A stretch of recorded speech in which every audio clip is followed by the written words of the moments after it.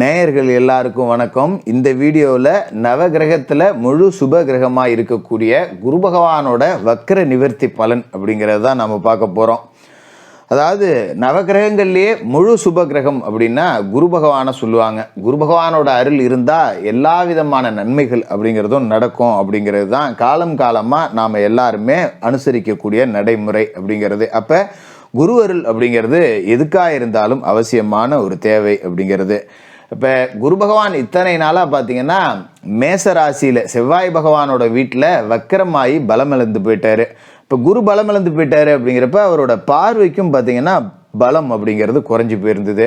இப்போ சோபக்கிருது வருடம் மார்கழி மாதம் 4ஆம் தேதி டிசம்பர் மாதம் 20ஆம் தேதி குரு பகவான் வக்கர நிவர்த்தி அடைஞ்சு பலமடைகிறாரு. மேசராசியில் வக்கர நிவர்த்தி அடைஞ்சு பலமடைகிற குரு பகவான் தன்னோட பார்வையால் தன்னோட 5ஆம் பார்வையா சிம்ம ராசியவும் 7ஆம் பார்வையா துலா ராசியவும் 9ஆம் பார்வையா தனுசு ராசியவும் பார்க்குறாரு. இந்த குரு பகவான் வக்ர நிவர்த்தி ஆகி பலமடைகிறதால என்னென்ன ராசிக்காரர்களுக்கு என்னென்ன பலன்கள் அப்படிங்கிறது கிடைக்க போகுது அப்படிங்கிறது தான் நம்ம பார்க்க போகிறோம். கடகராசி நேயர்களே, உங்களுக்கு இந்த குரு பகவானோட வக்ர நிவர்த்தி பலன்கள் எப்படி இருக்கு அப்படின்னு பார்த்தோம்னா, உங்களோட ராசிக்கு குரு பகவான் 6வது வீட்டுக்கும் 9வது வீட்டுக்கும் அதிபதி. இப்போ 9வது வீட்டுக்கு அதிபதியான குரு பகவான் வக்கர நிவர்த்தி அடைஞ்சு பலம் அடைகிறாரு அப்படிங்கிறது ஒரு வகையில் உங்களுக்கு சந்தோஷம். அதே நேரத்தில் 6வது வீட்டு ருணரோக சத்துருஸ்தானத்துக்கும் அவர் தான் அதிபதி அப்படிங்கிறதால அந்த இடம் பலம் அடையுது அப்படிங்கிறது ஒரு பின்னடைவு. அப்போ இந்த குரு பகவானோட வக்கர நிவர்த்தி அப்படிங்கிறது நீங்கள் ரொம்ப கவனமாக கையாள வேண்டிய ஒரு குறிப்பிட்ட காலகட்டமாக இருக்க போகுது. இதில் முக்கியமான இன்னொரு விஷயம் என்ன அப்படின்னா, இந்த காலகட்டத்தில் உங்களுக்கு கண்டசனியோட ஆதிக்கம் முடிஞ்சு மார்கழி 4ஆம் தேதி குரு பகவான் பலமடைகிற அதே நாளில் சனி பகவான் அஷ்டமஸ்தானத்துக்கு வராரு. இப்போ அஷ்டம சனி அப்படிங்கிறது எப்படி அடிக்கும் அப்படின்னு நான் சொல்லி உங்களுக்கு தெரிய வேண்டியதில்லை. உங்களுக்கு சந்தேகமாக இருந்தால் பக்கத்தில் யாராவது கூட்டாளி மிதுன ராசிக்காரர்கள் இருந்தால் கேட்டு பார்த்துக்குங்க. அவ்வளோ கஷ்டகாலம் அப்படிங்கிறது தான். இதை நாம் ஒன்றும் பெருசாக மறைச்சி ஒளிச்சு பேச வேண்டியதில்லை. கடகராசிக்காரர்கள் ஆகா ஓகோன்னு இருப்பீங்க, எதுக்கும் பயப்படாதீங்க. சனி பகவான் உங்களோட ராசிக்கு அஷ்டமஸ்தானத்துக்கு அதிபதி, அதனால ஆட்சி பெற்று தான் உட்காந்துருக்காரு, கெடுபலன் கொடுக்க மாட்டாரு அப்படின்னு உங்களோட மன சந்தோஷத்துக்காக பேச விரும்பலை. பேசிட்டு அதுக்கப்புறம் வாழ்க்கையில் கஷ்டம்னு வரும்போது கமெண்ட் பாக்ஸில் திட்டுவாங்க, என்ன ஜோசியார் நீ இப்படி சொன்ன, பழப்பு இப்படி போயிட்டுருக்கு அப்படின்னு. அதனால் கொஞ்சம் ஒளிவு மறைவு இல்லாமலே பேசிடுவோம். இந்த காலகட்டத்தில் உங்களோட ராசிக்கு குரு பகவான் எங்கே பலமடைகிறாரு அப்படிங்கிறத பார்க்கணும். உங்களோட ராசிக்கு 10வது வீட்டில் குரு பகவான் பலமடைகிறாரு. இப்போ இவ்வளோ நாளாக பலம் இழந்து போயிருந்தாரு, இப்போ தொழில்ஸ்தானத்தில் பலம் அடைஞ்சிருக்காரு. அஷ்டம சனியோட ஆதிக்கம் அப்படிங்கிறதும் இருக்குது. அப்போ என்ன நடக்கும் அப்படின்னு பார்த்தீங்கன்னா, குரு பகவானோட பார்வையால் நன்மை அப்படிங்கிறது இருக்குது, அதில் மாற்றுக்கிறது இல்லை. ஆனாலும் 10ல் குரு பகவான் இருக்கும்போது பதவியில் மாற்றம் அப்படிங்கிறது தான். சரி, நல்ல மாற்றமாக இருக்குமா ஜோசியரை, ஒரு ப்ரமோஷன் ஏதாவது கிடைக்குமா ஜோசியரை அப்படின்னு நினைக்கலாம். உங்களோட ராசியோட தசாபுத்தி சுய ஜாதகத்தை துல்லியமாக கணிச்சு பார்த்தோம்னா சில நல்ல வாய்ப்புகள் அப்படி இருக்கிறதுக்கான சாத்தியம் இருக்குது. ஆனாலும் பெரும்பாலும் 10ல் குரு அப்படிங்கும்போது அஷ்டமத்தில் சனி இருந்தாருன்னா வரக்கூடிய மாற்றம் அப்படிங்கிறது நல்ல மாற்றமாக இருக்கிறதுக்கான சாத்தியம் இல்லை. சரி ஜோசியரே என்ன நடக்கும் அப்படின்னு நீங்கள் கேட்கலாம். இப்போ ஒரு இடத்துல வேலை செய்வீங்க, திடீர்னு பார்த்தீங்கன்னா வேறு இடத்துக்கு ட்ரான்ஸ்ஃபர் போடுவாங்க. இது பார்த்தீங்கன்னா ஒரு சுமாரான பலனாக தான் இருக்கும். ஏன்னா வீட்டில் குடும்பத்தோடு இருப்போம், ஒரு 10,000 சம்பளம் வாங்கினா வீட்டில் சாப்பிட்டுக்கிட்டு அப்படியே ஓட்டிக்கிட்டு இருந்திருப்போம். இப்போ வெளியூரில் போய் தங்கி வேலை செய்யணும் அப்படின்னா போகிற இடத்துல வாடகையே கட்டுப்படி ஆகாது. அப்போ நம்ம கடையில் தான் சாப்பிடணும், குடும்பத்தை விட்டுட்டு தான் போகிற மாதிரி இருக்கும். இந்த மாதிரி சூழல் அப்படிங்கிறது அமையும். அப்போ குடும்பத்தை பிரிஞ்சிருக்க வேண்டிய ஒரு சூழல். ஆனால் இதில் ஒரு சந்தோஷம் என்ன அப்படின்னா, இந்த அஷ்டம சனி காலகட்டத்தில் குடும்பத்தை பிரிஞ்சிருக்கிறது அப்படிங்கிறது ஒரு பெரிய நிவாரணம் தான். ஏன்னா ஒன்றுக்கு ஒன்று ஒன்றா கிடந்து சண்டை போட்டுக்கிட்டு கிடக்கிறத விட பிரிஞ்சு இருக்கிறது சந்தோஷம். ஏதோ ஃபோனில் பேசிக்கிட்டு மாதத்தில் 2 நாள் வீட்டுக்கு சந்தோஷமாக இருந்தோமா, சாப்பிட்டோமா, பிள்ளைங்களோட இருந்தோமா, அப்படி போயிட்டோம்னா நல்லது. வீட்லேயே இருந்தோம்னா திடீர் செலவு வரும், கொஞ்சம் கடங்கண்ணி வரும், நகை அடவுக்கு போவோம், பெண்களால் ஆண்களுக்கு அவமானம் வரும், ஆண்களால் பெண்களுக்கு அவமானம் வரும். இந்த மாதிரிலாம் இருக்குது. அப்படிங்கும்போது நம்ம பிரிஞ்சு இருக்கிறது நல்லது தான். அப்போ இது ஒரு விதமான சந்தோஷம் அப்படிங்கிறது தான். அதேமாரி எனக்கு ஒன்றும் ட்ரான்ஸ்ஃபர்லாம் இல்லை, நான் சொந்த தொழில் தான் பண்ணுறேன், வீட்டில் தான் இருக்கேன் அப்படின்னா குடியிருக்கிற வீட்டில் மாற்றம் வரும். வாடகைக்கு ஒரு வீட்டில் குடியிருக்கீங்க, திடீர்னு வீட்டை காலி பண்ணும்பாங்க. நம்ம ஒரு 3000 4000த்துக்கு குடியிருப்போம். வேறு இடத்துல வீடு பார்க்க போனால் 6000 7000 இந்த மாதிரி வீடு கிடைக்காது.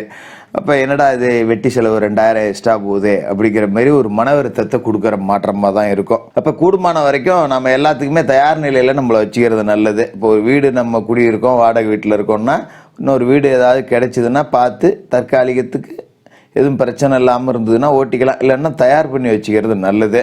சொந்த வீட்டில் தான் இருக்கேன், நான் எங்கே போகிறது, ஒன்றும் முன்னேற்றம் இல்லை அப்படின்னா நம்மளா மாற்றத்தை வர வச்சுக்கணும். இப்போ குடியிருக்க வீடு இருக்கா, இப்போ வழக்கமாக ஒரு அறையில் படுத்துறீங்களா, மாற்றத்தை கொண்டு வாங்க, வேறு அறையில் போய் படுங்க. இப்போ பூஜை அறையில் சாமி கும்பிட்றீங்களா, அப்படியே நம்ம முன்னோர்கள் அங்கே உங்கள் பகுதியில் இருக்கக்கூடிய பெரியவர்கள், தாய் தந்தையர்கள், இல்லை யாராவது கோவில் பூசாரிகள், குலதெய்வ கோவில் பூசாரிகள்லாம் இருப்பாங்க, அவங்கள கூப்பிட்டு வந்து ஒரு பூஜை நடத்தி கொஞ்சம் அந்த புகைப்படங்களை மாற்றி வைக்கிறது. இந்த மாதிரி சின்ன சின்ன மாற்றங்கள் அப்படிங்கிறத செஞ்சுக்கிங்க. இல்லை என் வீட்டில் ஒரே அறை தான் இருக்குது, நான் வேறு எங்கே போய் படுக்க போகிறேன்னா திசை மாற்றி படுக்கலாம். வலியத்து போனவன் தான் வடக்க தலை வைப்பாம்பாங்க. வடக்க தலை வச்சு படுக்காமல் கிழக்க படுத்திருந்தா தெக்க படுத்திருந்தா மேற்குன்னு திசையை திருப்பி மாற்றிக்கிறது அப்படிங்கிறது நல்லது. இதெல்லாம் கேட்கும்போது சில பேருக்கு கிண்டல் கேலியாக தெரியும். ஆனால் இந்த மாதிரி சின்ன சின்ன மாற்றம் அப்படிங்கிறது தான் வாழ்க்கையில் நமக்கு பெரிய மாற்றம் அப்படிங்கிறத கொடுக்கும். இதை மறந்துடக்கூடாது. அதோட இதே காலகட்டத்தில் அஷ்டம சனி இருக்குது அப்படிங்கிறதால பெண்கள் வேலை செய்யக்கூடிய இடத்துல இல்லை சக ஆண் ஊழியர்கள்ட்ட பழகும்போது கொஞ்சம் கவனமாக இருக்கணும். குடும்ப விஷயங்களை வெளியே பகிர்ந்துக்கூடாது. இல்லை வேலைக்கே போல வீட்டில் தான் இருக்கேன் போகிறேன் அப்படின்னா நம்ம குடும்ப ரகசியங்களை வெளியில் பகிர்ந்துக்கூடாது. அண்டை வீடு அடுத்த வீட்டில் போய் கதை கேட்குறது, அவங்க கதையை நம்ம கேட்குறது, இல்லை அண்டை வீடு அடுத்த வீட்டில் ஏதாவது அடிப்புடி பஞ்சாயத்துனா போய் பஞ்சாயம் பண்ண போகிறது, புரணி பேசுறது, இதெல்லாம் வச்சுக்கக்கூடாது. இது நமக்கே ஆபத்தாக முடியும். அதோட பெரும்பாலும் குடும்பத்துக்குள்ளே சின்ன சின்ன பிரச்சனை அப்படிங்கிறத விட்டு கொடுத்துட்டு போகணும். மூணாவது நபரோட தலையீட்டை நாம் அனுபவிச்சோம்னா அது ஒரு தற்காலிக பிரிவை கொடுத்துறதுக்கான வாய்ப்பு கூட இருக்குது. அப்படிங்கிறதால ரொம்ப கவனமாக இருக்கணும். அதுமாரி ஆண்கள் வேலை செய்கிற இடத்துல இல்லை தொழில் செய்கிற இடத்துல ஒரு பெண் ஊழியர்கள், சக ஊழியர்கள் இருந்தாங்கன்னா கொஞ்சம் இந்த நக்கல் நையாண்டி பேச்செல்லாம் குறைச்சிக்கணும். நம்ம விளையாட்டாக ஒன்று பேச போக அது பெருசாக தப்பாக புரிஞ்சிக்கப்பட்டு நமக்கு ஒரு அவமானம் வரக்கூடிய வாய்ப்பு. அதனால் ரொம்ப கவனமாக இருக்கணும். மறுபக்கம் பார்த்தீங்கன்னா குடும்ப விவகாரங்களை நண்பர்கள்ட்ட பகிர்ந்துக்கிறது, இல்லை எங்கேயாவது போய் வீட்டில் கஷ்டம் அப்படின்னு சொல்லிட்டு எங்கேயாவது ஒரு லாகிரி வஸ்து பழக்கத்துக்கு அடிமையாகி எங்கேயாவது ஒரு தண்ணி வண்ணி குடிக்க போய் அங்கே போய் பேசி உளறிக்கிட்டு இருக்கிறது எல்லாம் வேண்டாம். அதுமாரி பெண் கொடுத்த இடத்துலையோ இல்லை பெண் எடுத்த இடத்துலையோ குடுக்கல் வாங்கல், அண்ணன் தம்பிக்குள்ள குடுக்கல் வாங்கல், இதெல்லாம் வச்சுக்கூடாது. வாங்கியிருந்தா கொடுத்துருங்க, கொடுத்துருந்தா பொறுமையாக தான் கேட்டு வாங்கணும், வேறு வழி கிடையாது. அப்படி தான் சூழல் அப்படிங்கிறது இருக்குது. சரி, அப்போ நல்லதே இல்லையா ஜோசியரை அப்படின்னு நீங்கள் கேட்கலாம். நல்லது இருக்குது.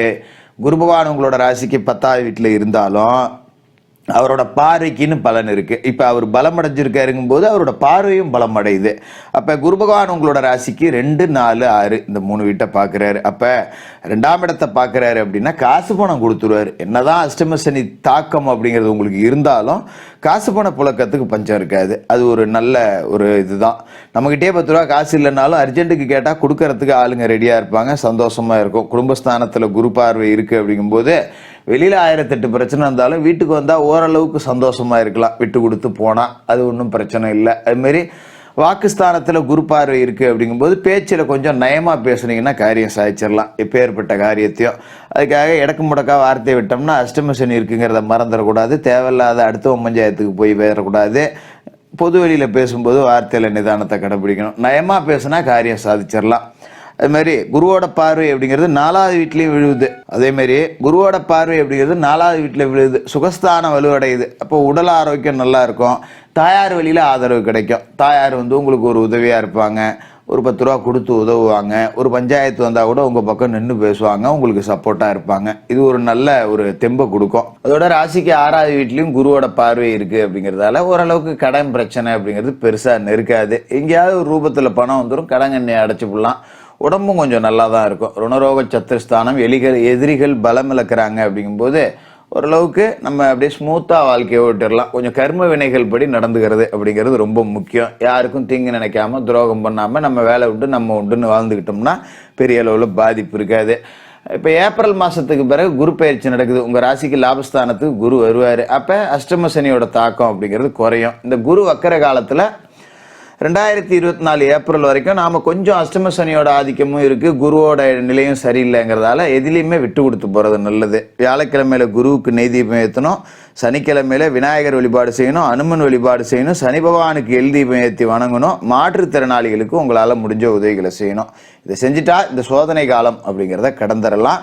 கடகராசிக்காரர்களுக்கு வாழ்த்துக்கள்.